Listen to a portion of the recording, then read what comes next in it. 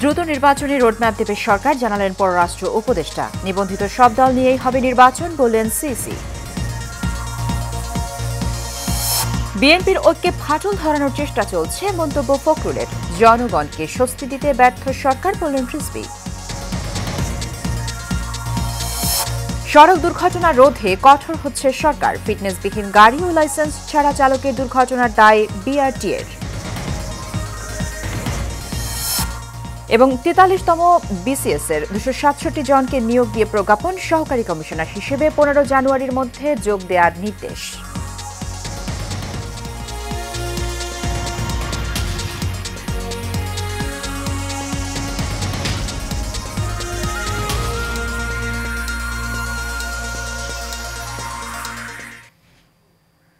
স্বাগত এশিয়ান নিউজে। দর্শক, পুরো সংবাদ জুড়ে সাথে আছি সুবর্ণা গোলন্দাজ। শুনছিলেন বিআরবি কেবল ইন্ডাস্ট্রিজ লিমিটেড সংবাদ শিরোনাম।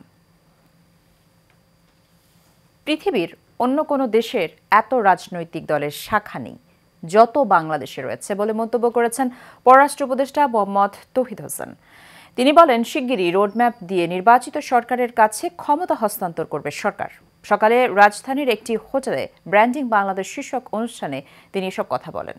ওয়ালিদ সিদ্দিকীর রিপোর্টে দেখুন বিস্তারিত। রাজধানীর একটি হোটেলে ব্র্যান্ডিং বাংলাদেশ শীর্ষক অনুষ্ঠানের আয়োজন করা হয়। এতে প্রধান অতিথি হিসাবে উপস্থিত হন পররাষ্ট্র উপদেষ্টা মোহাম্মদ তৌহিদ হোসেন। এ সময় পররাষ্ট্র উপদেষ্টা বলেন, রাজনৈতিক অস্থিরতা কেটে গেলে বিনিয়োগকারীরা আগ্রহী হবে। তাই যত দ্রুত সম্ভব নির্বাচিত সরকারের কাছে ক্ষমতা হস্তান্তরে কাজ করছে সরকার। আমাদের লক্ষ্য তো একটা, যে নির্বাচনের মাধ্যমে একটি নির্বাচিত সরকারের কাছে ক্ষমতা হস্তান্তর করা যথাশীঘ্র সম্ভব, আমরা সেটা জানি এবং সেই লক্ষ্যেই এই সরকার কাজ করছে। একটা রোডম্যাপ এসে গেলে আমি জানি যে অনেকেই নিরাপদ বোধ করবেন এবং ইনভেস্টমেন্ট আসবে। আমাদের যে দুটো তিনটে রাজনৈতিক দল বড় বড় আছে বাংলাদেশে, তারা হলো পৃথিবীর সবচেয়ে বড় রাজনৈতিক দল। কারণ পৃথিবীর কোনো দেশের কোনো রাজনৈতিক দলের এত শাখা, এত কর্মী নাই পৃথিবীর বাকি অংশে। এক প্রশ্নের জবাবে তিনি বলেন, বিমানবন্দরে প্রবাসীদের হয়রানি বন্ধে সর্বোচ্চ ব্যবস্থা নেবে সরকার। হয়রানি মিশনে, এয়ারপোর্টে, বিশেষ করে এয়ারপোর্টে, এটা আমি আপনাদেরকে শুধু এটুকু বলতে পারি যে এমনকি যে ঘটনাটার কথা সম্প্রতি ঘটেছে, এটা অবিলম্বে এটার ব্যবস্থা নেওয়া হয়েছে এবং আমি নিশ্চিত যে কালপ্রিট যে সে অনুষ্ঠানের বিশেষ অতিথি বাংলাদেশ ব্যাংকের গভর্নর বলেন, টাকা পাচার ও ব্যাংকিং খাতে সুশাসন ফিরে আসায় অর্থনীতি স্থিতিশীল রয়েছে। টাকার যে পাচারটা ছিল সেটা বন্ধ হয়েছে। এই গুড গভর্নেন্স হওয়াতে দুর্নীতি কিছুটা হলেও কমে যাওয়ার কারণে আজকে আমাদের এই রেমিটেন্সের প্রভাবটা বেড়েছে। গত 5 মাসে রেমিটেন্স বেড়েছে 3 বিলিয়ন আর রপ্তানি $2.5 বিলিয়ন বেড়েছে বলেও জানান তিনি। শত প্রতিকূলতা সত্ত্বেও, রাজনৈতিক অস্থিরতা সত্ত্বেও আপনারা জানেন যে আমাদের রেমিটেন্সের প্রবাহ সর্বকালীন সময়ের সবচাইতে বেশি এখানে। Walid Siddiqui, Asian television, Dhaka. সংস্কার কমিশনের প্রতিবেদন দেওয়ার পর রাজনৈতিক দলগুলোর নিবন্ধন নিয়ে নতুন পরিকল্পনা নেওয়া হবে বলে জানিয়েছেন প্রধান নির্বাচন কমিশনার এএমএম নাসির উদ্দিন। আওয়ামী লীগের নির্বাচনে অংশ নেওয়া প্রসঙ্গে তিনি বলেন, সময় আসলে দেখা যাবে কোন কোন দলের নিবন্ধন থাকে। ভোটার আইডি কার্ড সংশোধনের আর্থিক দুর্নীতির সাথে বিগত দিনে যারা জড়িত ছিল তাদেরকে আইনের আওতায় নিয়ে আসা হবে বলেও জানান প্রধান নির্বাচন কমিশনার। সিলেট সার্কিট হাউজে ভোটার তালিকা হালনাগাদ ও ত্রয়োদশ জাতীয় সংসদ নির্বাচন উপলক্ষে সিলেট আঞ্চলিক নির্বাচন অফিসার আয়োজনে সাংবাদিকদের সাথে মতবিনিময়কালে তিনি এসব কথা বলেন। আগামী জাতীয় নির্বাচনে ইভিএমের মাধ্যমে হবে না জানিয়ে তিনি বলেন, প্রবাসীরা নির্বাচনে অংশ নিতে পারবেন। সে লক্ষ্যে তাদের ভোটার করার প্রক্রিয়া চলছে। একদিনে সব নির্বাচন করা কোনোভাবেই সম্ভব না বলেও জানিয়েছেন সিসি। বিএনপির ঐক্যে ফাটল ধরানোর চেষ্টা চলছে মন্তব্য করে বিএনপির মহাসচিব মির্জা ফখরুল ইসলাম আলমগীর এ সময় সবাইকে ধৈর্য ধরার আহ্বান জানান। আজ এবি পার্টির সম্মেলনে সব কথা বলেন তিনি। এ সময় সোনার বাংলাদেশ নয়, তরুণদের নিয়ে নতুন বাংলাদেশ গড়ার কথা জানান বক্তারা। সোহাগ মিয়ার ক্যামেরায় কাউসার আহমেদের রিপোর্টে বিস্তারিত। রাজধানীর সোহরাওয়ার্দী উদ্যানে এবি পার্টির প্রথম জাতীয় সম্মেলনে প্রধান অতিথি হিসেবে উপস্থিত হন বিএনপির মহাসচিব মির্জা ফখরুল ইসলাম আলমগীর। হাঁটি হাঁটি পা পা করে চলবার যে পথ, জন আকাঙ্ক্ষার বাংলাদেশ থেকে শুরু করে। এ সময় তিনি বলেন, সংস্কার ও নির্বাচন নিয়ে বিএনপির অবস্থানের ভুল ব্যাখ্যা দেওয়া হচ্ছে। তিনি জানান, সব দলমতের ভিত্তিতে ঐক্যবদ্ধ জাতীয় সরকার করতে চায় বিএনপি। আমাদের দেশের কিছু মানুষ তারা আজকে বিভিন্নভাবে এই ঐক্যে তারা কিছু ফাটল ধরানোর চেষ্টা করছেন। আমি জানি সেই চেষ্টা সফল হবে না। আমরা অবশ্যই সম্মিলিতভাবে ঐক্যবদ্ধভাবে আমাদের যে লক্ষ্য, সেই লক্ষ্যে আমরা পৌঁছতে সক্ষম বলে আমি বিশ্বাস করি। সম্মেলনে অন্তর্বর্তীকালীন সরকারের সমালোচনা করে পরিস্থিতি নিয়ন্ত্রণে নির্বাচিত সরকার হাতে ক্ষমতা হস্তান্তর করার কথা জানান অন্যান্য বক্তারা। দেশ পরিচালনার সামনের দিকে নিয়ে যাওয়ার দায়িত্ব এখন অন্তর্বর্তী সরকারের হাতে, যেহেতু তারা ক্ষমতায়। কিন্তু এটা ঠিক, এরা অভিজ্ঞ নন, এরা রাজনীতির মধ্যে পরখে দেশকে গড়বার কাজে অভিজ্ঞ নন। এই জন্য আমি মনে করি বরঞ্চ দেশ গড়বার দায়িত্ব আমাদের, যারা ক্ষমতার বাইরে আছি। আমরা চাই আপনারা দ্রুত সময়ের মধ্যে আপনারা কি করতে চান এবং বিগত 5 মাসে কি করেছেন তার একটি পরিকল্পনা প্রকাশ করবেন এবং দলগুলোর যে চাওয়া একটি রোডম্যাপ প্রকাশ করবেন। এতে করে রাজনৈতিক দলগুলোর সংশয় এবং সন্দেহ আপনাদের উপর যে তৈরি হয়েছে সেটি কমবে। এবি পার্টির কাউন্সিলে ভোটের মাধ্যমে মুজিবুর রহমান মঞ্জু চেয়ারম্যান এবং ব্যারিস্টার আসাদুজ্জামান ফুয়াদ সেক্রেটারি হিসেবে নির্বাচিত হয়েছেন। যখন ফ্যাসিবাদ বিরোধী আন্দোলনের একটা পর্যায়ে আমি গ্রেফতার হয়েছিলাম। কাউসার আহমেদ, এশিয়ান টেলিভিশন, ঢাকা। নতুন করে শতাধিক পণ্যে ভ্যাট বাড়ানোর ঘটনায় সাধারণ মানুষের উপরে চাপ বাড়বে, এতে করে সরকারের প্রতি জনগণের আস্থা চির ধরতে পারে বলে মন্তব্য করেছেন বিএনপির সিনিয়র যুগ্ম মহাসচিব রুহুল কবির রিজভী। সকালে নয়াপল্টনে বিএনপি কেন্দ্রীয় কার্যালয়ে এক সংবাদ সম্মেলনে এমন মন্তব্য করেন রিজভী। অভিযোগ করে বলেন, বাজারে নিত্য প্রয়োজনীয় জিনিসপত্রের দাম নিয়ন্ত্রণে অন্তর্বর্তী সরকার ক্রমান্বয়ে ব্যর্থতার দিকে ধাবিত হচ্ছে। এ সময় তিনি অভিযোগ করেন, এনসিটিভি নবম দশম শ্রেণীর পৌরনীতি নতুন বইয়ে ভুল তথ্য দিয়ে আওয়ামী লীগকে হিরো আর বিএনপিকে হেয় প্রতিপন্ন করে কোমলমতি শিক্ষার্থীদের মধ্যে বিভ্রান্তি সৃষ্টি করছে। ভারত সরকার হাসিনাকে আশ্রয় প্রশ্রয় দিয়ে বাতিল হওয়া ভিসার মেয়াদ বাড়িয়ে বাংলাদেশের জনগণের বিরুদ্ধে ষড়যন্ত্রে লিপ্ত বলে অভিযোগ করেন বিএনপির সিনিয়র যুগ্ম মহাসচিব।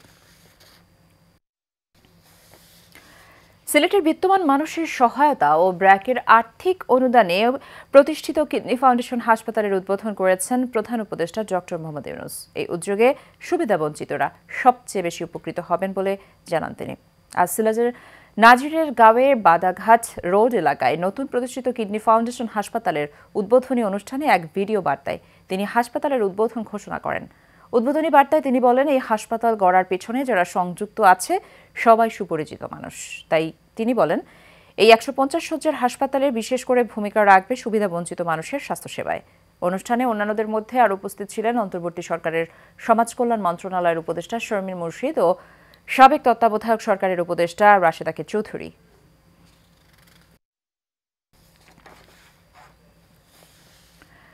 ফিটনেসবিহীন গাড়ি এবং ড্রাইভিং লাইসেন্স নিয়ে এমন দুর্ঘটনার জন্য দায়ী থাকবে বিআরটিএ বলে মন্তব্য করেছেন সড়ক পরিবহন ও সেতু উপদেষ্টা ফজলুল কবির খান। রাজধানীর বনানী বিআরটিএর কার্যালয়ে সড়ক নিরাপত্তা বিষয়ক মতবিনিময় সভায় তিনি এসব কথা বলেন। তিনি বলেন, ড্রাইভিং লাইসেন্স আরও সহজীকরণের পাশাপাশি ড্রাইভারদের প্রশিক্ষণের উপরেও জোর দেবে সরকার। বিস্তারিত নূর মোহাম্মদ ভুঁইয়ের রিপোর্টে। সম্প্রতি সময় দেশে প্রতিনিয়তই দেখা দিচ্ছে সড়ক দুর্ঘটনা, যা গেল বছরের থেকেও বেড়েছে 1 গুণ। এমতো অবস্থায় রাজধানী বনানী বিআরটিএ কার্যালয়ে সংস্থাটির কর্মকর্তাদের সাথে বৈঠক করেন সড়ক পরিবহন ও সেতু উপদেষ্টা ফজলুল কবির খান। সুনির্দিষ্ট অভিযোগ থাকলে আপনি এটা পাঠাবেন, বিআরটিএ চেয়ারম্যানের কাছে পাঠাবেন, আমাকেও ইয়ে করে দিতে পারেন, তো আমরা কিন্তু এগুলো দেখব। বৈঠক শেষে বিআরটিএকে হুঁশিয়ারি দিয়ে উপদেষ্টা বলেন, ফিটনেসবিহীন গাড়ি এবং ড্রাইভিং লাইসেন্স নেই এমন দুর্ঘটনার জন্য দায়ী থাকবে বিআরটিএ। দুর্ঘটনা বলেই আপনি এটা থেকে পাশ কাটাতে পারবেন না। যদি একটা দৈবের ব্যাপার হয় তাহলে সেটার জন্য তো আর কেউ দায়ী হতে পারে না। কিন্তু যদি গাফিলতির জন্য যদি হয়, সেটা বিআরটিএর হলে বিআরটিএর, এবং যদি সড়কের যদি গাফিলতি হয় সড়কের, কর্পোরেশনের সিটি কর্পোরেশনের যদি হয়, তাহলে পুলিশের যদি গাফিলতির কারণে হয়, তাহলে প্রত্যেকেই দায়ী হবে। ড্রাইভিং লাইসেন্স আরো সহজীকরণ করা হবে জানিয়ে তিনি বলেন, ড্রাইভারদের প্রশিক্ষণের উপর জোর দিবে সরকার। লাইসেন্স তো আমরা বিএমটিএফ এর সঙ্গে একটা আলোচনা করছি যাতে ড্রাইভিং লাইসেন্স দিতে পারে। আমরা রিয়েলাইজ করি যে ইয়ের তুলনায় আমাদের সম্পদের অপ্রতুলতা আছে, তো সেই জন্য আমরা এগুলো কিছুটা অন্য সংস্থাকে দিয়ে কিছুটা আউটসোর্সিং করে আমরা এগুলো মিট করব। আর প্রয়োজন বোধে কি যেটা বললাম জনবল রিঅ্যালোকেশন বা করার পরেও যদি না হয় আমরা জনবল বাড়াবো। এছাড়া ব্যাটারি চালিত অটোরিকশা যেন প্রধান সড়কে না আসে সেই লক্ষ্যে কমিটি গঠন করা হয়েছে বলেও জানান ফাউজুল কবির খান। বিআরটিএ এবং যারা এইসব ফিল্ডে যারা কাজ করেন তাদেরকে ইনভলভ করা হয়েছে। তারা স্কুলে যাবেন এবং জনগণকে সচেতন করবেন এবং টিভিতে করা হবে এবং এগুলো সব ওই যে সংবাদপত্রে বিজ্ঞাপনের মাধ্যমে জানা দেওয়া হবে। নূর মোহাম্মদ ভূঁইয়া, এশিয়ান টেলিভিশন, ঢাকা। 43তম বিসিএস-এ 267 জনকে প্রশাসন ক্যাডারে নিয়োগ দিয়ে প্রজ্ঞাপন জারি করেছে সরকার। সহকারী কমিশনার হিসেবে তাদের বিভিন্ন বিভাগে পদায়ন করা হয়েছে। আজ জনপ্রশাসন মন্ত্রণালয়ের এই সংক্রান্ত প্রজ্ঞাপন মন্ত্রণালয়ের ওয়েবসাইটে প্রকাশ করা হয়। উপসচিব মোহাম্মদ শহীদুল ইসলামের স্বাক্ষর করা ওই প্রজ্ঞাপনে বলা হয়, 43তম বিসিএস পরীক্ষার ফলাফলের ভিত্তিতে বাংলাদেশ সরকারি কর্ম কমিশনের 25 জানুয়ারির পত্রের সুপারিশের পরিপ্রেক্ষিতে জনপ্রশাসন মন্ত্রণালয়ের নবনিয়োগ শাখার 30 ডিসেম্বর 2024 তারিখে প্রজ্ঞাপন মূলে 267 জন কর্মকর্তাকে বিসিএস প্রশাসন ক্যাডারে সহকারী কমিশনার হিসেবে নিয়োগ প্রদান করা হয়েছে। এসব কর্মকর্তাদের 15 জানুয়ারির মধ্যে নামের পাশে বর্ণিত বিভাগের বিভাগীয় কমিশনারের কাছে যোগদানের নির্দেশ দেওয়ার পাশাপাশি তাদের এক্সিকিউটিভ ম্যাজিস্ট্রেটের ক্ষমতা দেওয়া হয়েছে।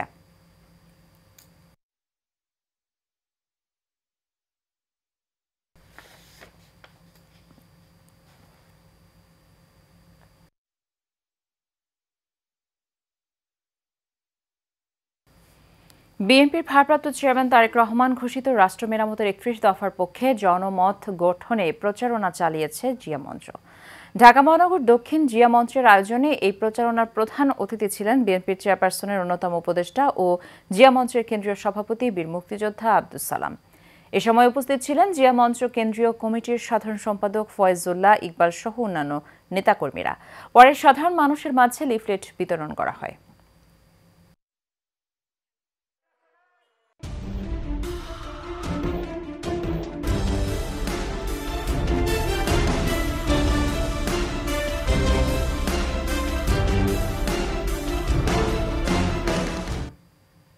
এবার সারা বাংলার খবর।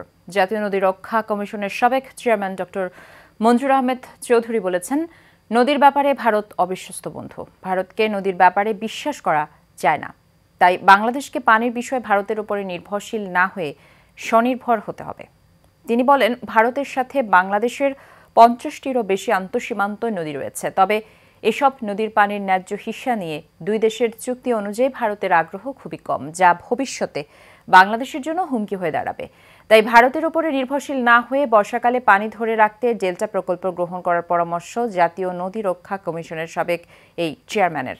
দুপুরে নদী ও প্রকৃতি সুরক্ষা বিষয়ক সংগঠন তরির আয়োজিত নদী সম্মেলনে প্রধান অতিথির বক্তব্যে তিনি এসব কথা বলেন।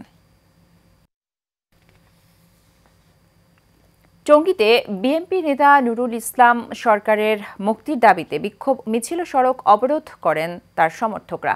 ঢাকা ময়মনসিংহ মহাসড়কে বিক্ষোভ মিছিল করেন এবং সড়ক অবরোধ করেন তারা। শহীদ আহসান উল্লাহ মাস্টার এমপি হত্যার মামলায় গাজীপুরের বিএনপি নেতা নুরুল ইসলাম সরকার, তৎকালীন জাতীয় ছাত্র সমাজের সাবেক সাধারণ সম্পাদক নুরুল ইসলাম দীপু, শহীদুল ইসলাম শিপু, ওয়াহিদুল ইসলাম টিপু ও আনোয়ার হোসেন আনু সহ সকলের মিথ্যা মামলা প্রত্যাহারের দাবি জানান তারা।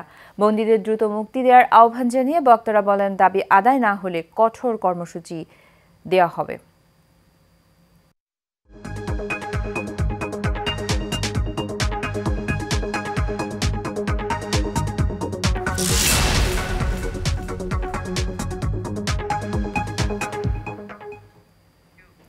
প্রিমিয়াম মেগা গেটেড কমিউনিটি রূপায়ণ সিটিতে শুরু হলো রূপায়ণ city presence Praava health fest এবং চিত্রাঙ্কন প্রতিযোগিতা, যেখানে বিশেষজ্ঞ চিকিৎসকরা দিচ্ছেন স্বাস্থ্য সেবা ও পরামর্শ।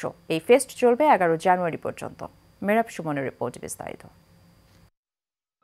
সবুজে ঘেরা পরিবেশ এবং স্বাস্থ্য সচেতন নাগরিকদের জন্য পর্যাপ্ত খোলা জায়গা নিয়ে নির্মিত আধুনিক প্রিমিয়াম মেগা গেটেড কমিউনিটি রূপায়ণ সিটিতে আয়োজন করা হয় রূপায়ণ city presents, Praava health fest এবং চিত্রাঙ্কন প্রতিযোগিতা। সিটির বাসিন্দাদের সমাজ সেবামূলক কর্মকাণ্ডের ধারাবাহিকতায় রূপায়ণ সিটিতে এই আয়োজন করা হয়।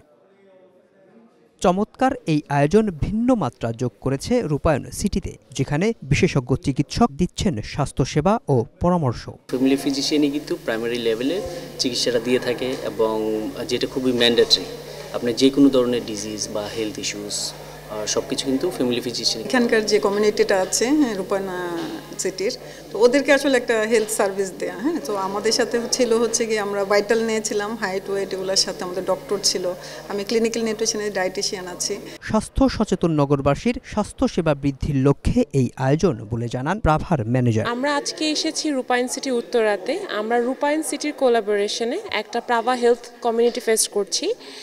আমরা আসলে কমিউনিটিতে কিভাবে স্বাস্থ্য সচেতনতা বাড়ানো যায় এবং হেলথ কেয়ারটাকে কিভাবে আরও অ্যাক্সেসিবল করা যায় ওটা নিয়ে আমরা কাজ করছি।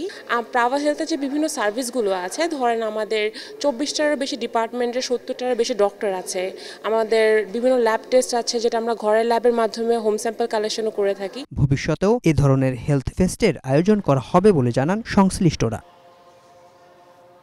Mehrab Suman, Asian television, Dhaka.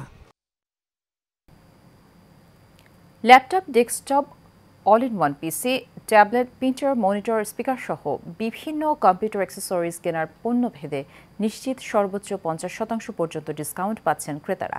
নতুন বছরে ক্রেতাদের জন্য কম্পিউটার পণ্য কেনায় উপহার হিসেবে 25-এ 50% মেগা সেল অফার ক্যাম্পেইনের আওতায় এই সুবিধা দিচ্ছে ওয়ালটন। শনিবার রাজধানীতে ওয়ালটনের কর্পোরেট অফিসে আয়োজিত 25-এ 50% মেগাসেল অফার শীর্ষক ডিক্লারেশন প্রোগ্রামে ক্রেতাদের জন্য এসব সুবিধার ঘোষণা দেওয়া হয়। 11 জানুয়ারি 2025 থেকে চলতি বছরের 31 মার্চ পর্যন্ত এই ক্যাম্পেইন চলবে। প্রধান অতিথি হিসেবে অনলাইন মাধ্যমে অনুষ্ঠানে যুক্ত ছিলেন ওয়ালটন ডিজিটেক ইন্ডাস্ট্রিজ লিমিটেডের চেয়ারম্যান এস.এম. রেজাউল আলম।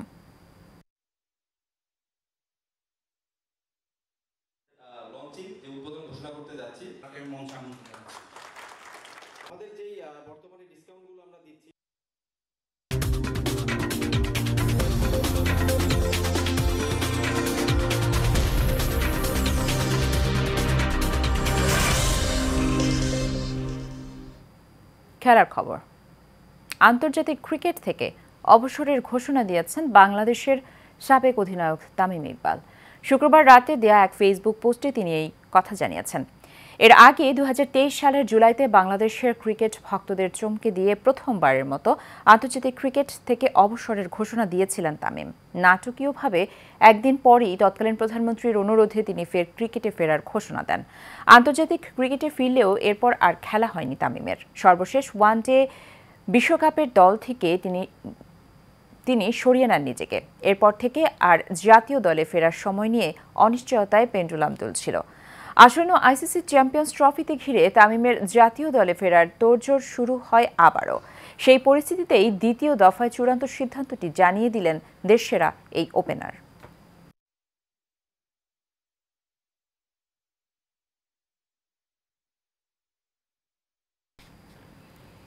শেষ করব এশিয়ান নিউজ। তার আগে বিআরবি কেবল ইন্ডাস্ট্রিজ লিমিটেড সংবাদ শিরোনামগুলো জানিয়ে দেব আরও একবার।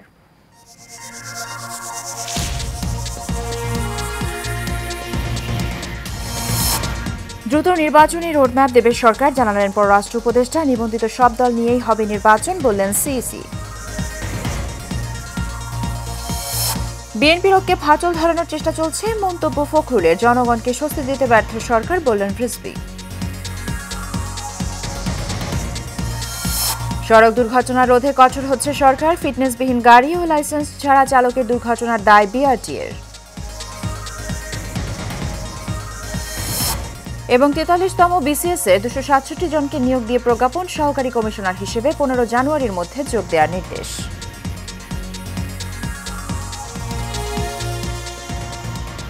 এশিয়ান নিউজ এ পর্যন্তই। আমাদের পরবর্তী সংবাদ দেখার আমন্ত্রণ রইল। ধন্যবাদ সাথে থাকার জন্য।